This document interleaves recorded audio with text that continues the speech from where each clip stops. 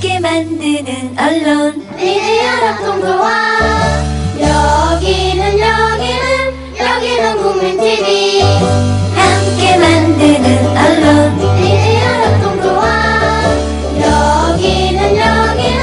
여기는 국민TV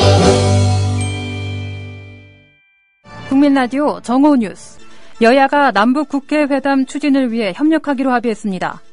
국회가 이기택 대법관 후보자 임명동의안을 본회의에서 처리했습니다. 일본 최고재판소가 한국에 사는 원폭 피해자에게도 치료비를 전액 지급해야 한다는 판결을 내렸습니다.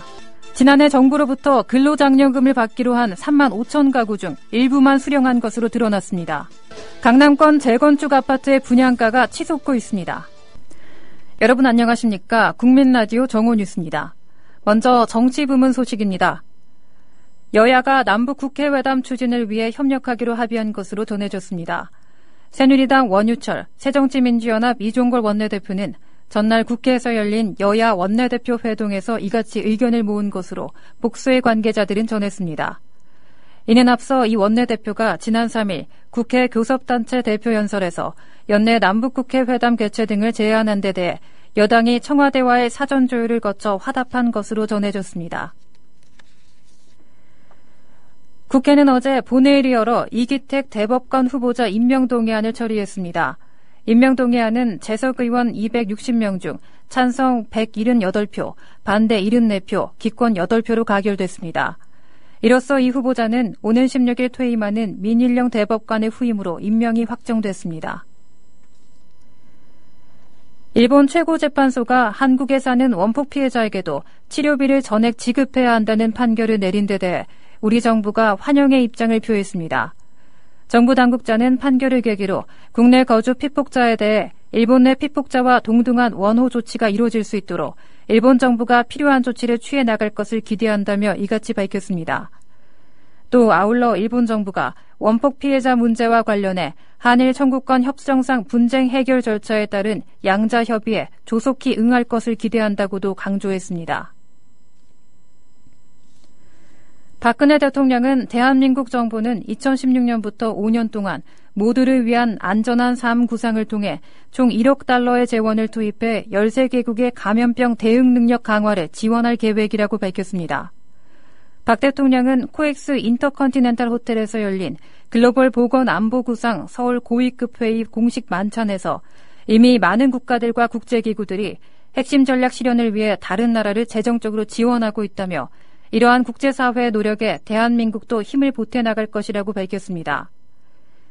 13개국은 가나와 에티오피아, 요르단, 캄보디아, 라오스, 우즈베키스탄 등으로 꼽히고 있습니다. 한중일 3국 정상회의를 준비하기 위한 3국 정부의 부국장급 회의가 오는 15일 서울에서 열린다고 외교부가 밝혔습니다. 노광일 외교부 대변인은 정례 브리핑에서 제6차 한일중 3국 정상회의 준비를 위한 한일중 3국 부국장급 회의가 15일 서울 3국 협력사무국에서 개최될 예정이라고 밝혔습니다. 노 대변인은 이번 부국장급 회의를 통해 3국은 제6차 한일중 3국 정상회의 시기 조정 등 제반 준비사항과 3국 협력 성과 사업 등에 대해 협의할 예정이라고 전했습니다. 새정치민주연합은 오늘 국회에서 최고위원회와 당무위원회를 차례로 열어 최근 혁신위원회가 발표한 공천 쇄신안에 대한 의결을 시도합니다. 혁신위는 앞서 안심번호제 도입을 전제로 경선 선거인단 구성에서 국민 참여 비율을 100%로 확대하는 내용과 결선 투표제, 신인 가산점제를 도입하는 내용 등을 골자로 하는 쇄신안을 발표했습니다. 혁신안이 이날 당무위를 통과하고 16일 중앙위까지 통과하면 내년 총선의 공천 룰로 확정되게 됩니다. 2010년 이후 약 5년 동안 군사분계선과 북방한계선을 넘어온 북한 귀순자는 모두 65명으로 집계됐습니다. 이들 가운데 15명은 우리 군의 경계망에 포착되지 않고 잦은 신고나 목격자 신고 등으로 신병이 확보됐습니다. 최전방 지역 우리 군의 경계망이 여전히 허술하다는 지적도 나오고 있습니다. 새누리당 손인춘 의원이 합동참모본부로부터 제출받아 오늘 공개한 자료에 따르면 2010년 이후 비무장지대 군사분계선과 동서의 북방 한계선을 넘어온 북한 주민군과 군인은 모두 65명입니다. 일선 군 부대에서 장병들이 소지품을 보관하거나 가족 사진 등을 붙여놓는 관물대 대부분이 너무 낡아서 교체가 필요하다는 지적이 제기됐습니다. 국회 국방위원회 소속 새누리당 손인춘 의원이 국방부에서 제출받은 군 관물함 보유 대비 노후 현황 자료에 따르면 육해 공군에서 보유한 관물함 총 50만 576개 가운데 32만 5,080개가 교체가 필요한 노후 물량이라고 밝혔습니다. 구형인 침상용 관물함은 총 21만 4,802개 중 19만 8,113개로 파악됐습니다. 계속해서 경제 부문 소식입니다.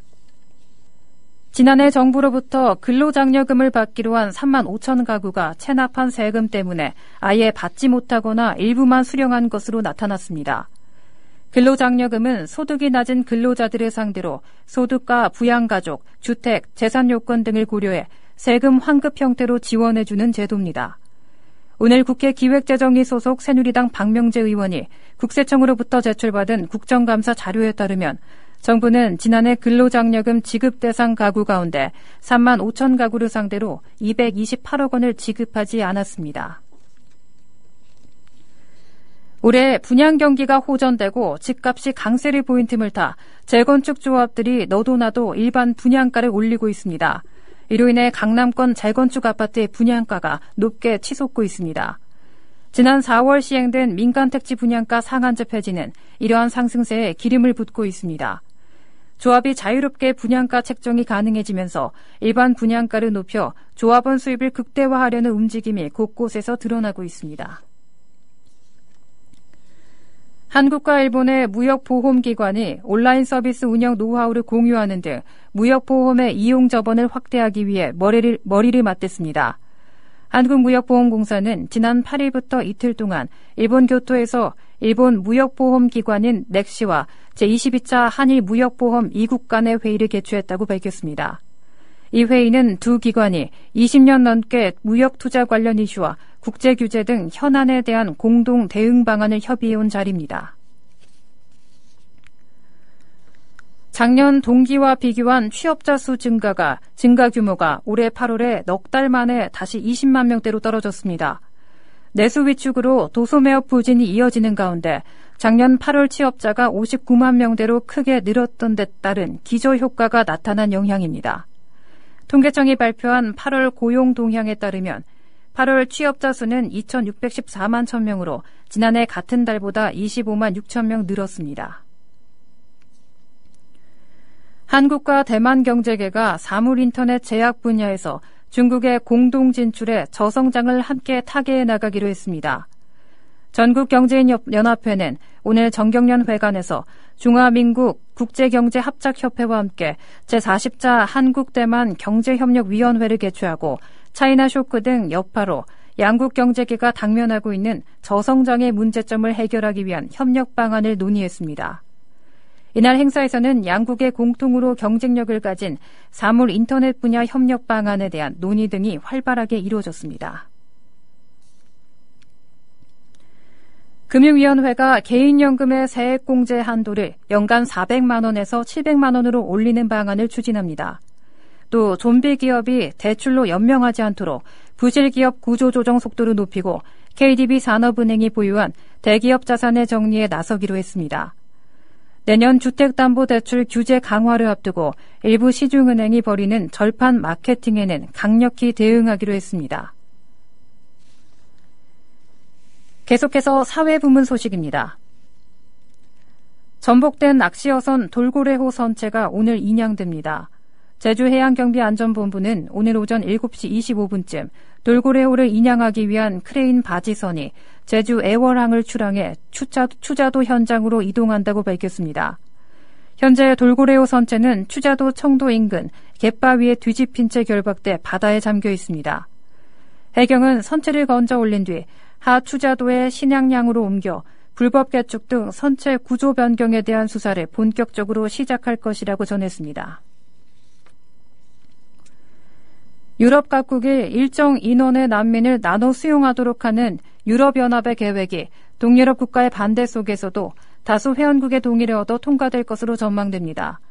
장클로드 융커 EU 집행위원장은 오늘 유럽의회 국정연설에서 난민 16만 명을 회원국에 분산하는 계획안을 발표할 예정입니다. 이는 지난 5월 추진했던 난민 4만 명 분산안에 12만 명을 추가한 것입니다. 현대중공업 노조가 올해 임금 협상 난항과 조선사 노조들과의 공동투쟁을 이유로 오늘 또다시 파업에 들어갑니다. 현대중 노조는 오후 1시부터 4시간 동안 파업합니다.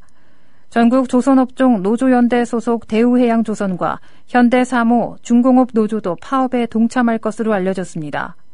현대중 노사는 6월 25일 올해 임협을 시작해 20여 차례 교섭했으나 합의점을 아직까지 찾지 못하고 있습니다. 초등교사를 양성하는 전국의 교육대학교 교수 365명이 초등교과서 한자병기에 반대하는 성명을 발표했습니다. 교대 교수들은 오늘 오전 서울교대에서 회견을 열어 초등교과서 한자병기 추진이 국어기본법의 취지에 어긋날 뿐 아니라 초등학생의 학습활동을 충분히 고려하지 않은 발상이라고 주장했습니다. 또 초등교과서 한자병기를 반대하는 전국 교육대 교수 일동 명의의 성명에서 교육부가 그동안의 교과서 표기 방식에 대한 종합적인 평가도 없이 일부 이익집단 등에 현혹되어 국민 전체의 맑은 생활과 초등 보통교육의 본질을 파괴하는 방향으로 가고 있다고 지적했습니다.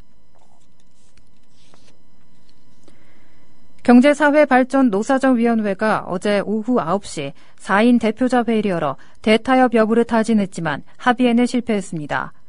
자정 무렵까지 이어진 회의 결과 비정규직 사용기간 연장과 근로시간 단축 등 두 가지 사안은 오늘 오후 2시에 열리는 간사회의에서 논의키로 했습니다.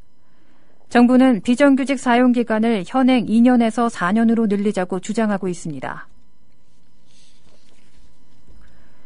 여야가 남북 국회회담 추진을 위해 협력하기로 합의한 것으로 전해졌습니다.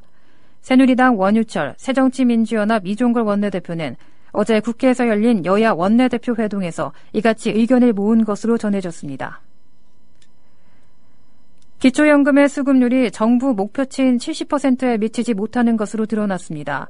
오늘 국회 보건복지위원회 새정치연합 남인순 의원은 보건복지부로부터 제출받은 국정감사 자료를 분석한 결과 6월 말 현재 전체 기초연금 수급자는 만 65세 이상 어르신 총 666만 명의 66.4%인 441만 9천 명으로 집계됐다고 밝혔습니다. 기초연금 수급 현황을 17개 시도별로 분석한 결과 서울은 노인 124만 3천 명 가운데 65만 6천 명만 기초연금을 받고 있어 수급률이 52.8%에 그쳤습니다. 실업급여 인상과 수급기간 확대를 위해 고용보험료가 인상될 전망입니다. 오늘 정부가 전날 발표한 2016년도 예산안에 따르면 정부는 사회안전망 강화를 위해 실직전 임금의 50% 수준이었던 실업급여를 60%까지 올리기로 했습니다. 실업급여 수급기간은 현행 90일에서 240일 사이에서 31일 더 늘리기로 했습니다. 실업급여는 직장을 잃은 실업자가 재취업할 때까지 일정 기간 지급하는 구직수당입니다. 금융위원회가 개인연금의 세액공제 한도를 연간 400만 원에서 700만 원으로 올리는 방안을 추진합니다. 또 좀비 기업이 대출로 연명하지 않도록 부실기업 구조조정의 속도를 높이기로 했습니다. 공공부문 노조가 노동시간을 단축해 청년 고용을 늘리자는 제안을 내놨습니다.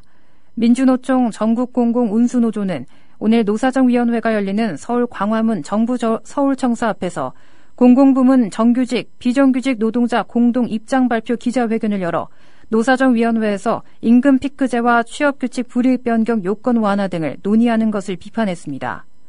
그러면서 공공부문에서 장시간 초과 노동을 줄이고 그 시간에 청년이 일하도록 하면 노동시간 단축과 청년 고용 창출을 모두 이룰 수 있다고 제안했습니다. 아동학대 사건 수가 해마다 급증하지만 가해자의 10명 중 7명가량은 집행유예나 벌금 등 재산형을 선고받는 것으로 나타났습니다. 오늘 국회 법제사법위원회 소속 새누리당 이병석 의원이 대법원으로부터 받은 자료에 따르면 올해 상반기 판결이 내려진 아동복지법 위반 사건은 총 116건입니다. 이 중 징역 등 자유형이 선고된 것은 20건인 17.2%에 불과했습니다. 계속해서 스포츠 부문 소식입니다. 축구대표팀이 2018 러시아 월드컵 2차 예선 레바논과의 경기에서 3대0으로 승리했습니다.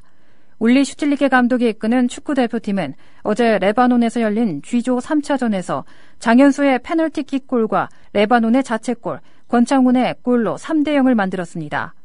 이날 승리로 월드컵 아시아 2차 예선에서 3연승을 기록한 한국은 승점 9점으로 쿠웨이트와 동률이지만 골 득실에서 쿠웨이트에 1점 앞서면서 G조 단독 선두에 올랐습니다.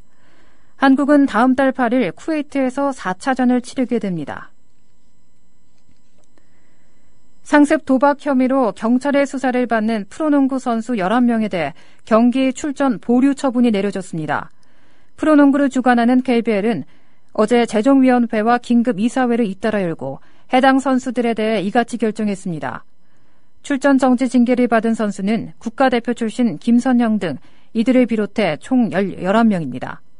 KBL은 불법 스포츠 도박에 돈을 건 혐의로 선수들이 경찰의 조사를 받고 있지만 현 시점에서 징계 여부를 확정하는 것은 옳지 않다고 보고 기한부 출전 보류 처분을 내렸다고 밝혔습니다. 배상문이 다음 달 인천에서 열리는 골프 대항전인 2015 프레지던츠컵에 출전합니다.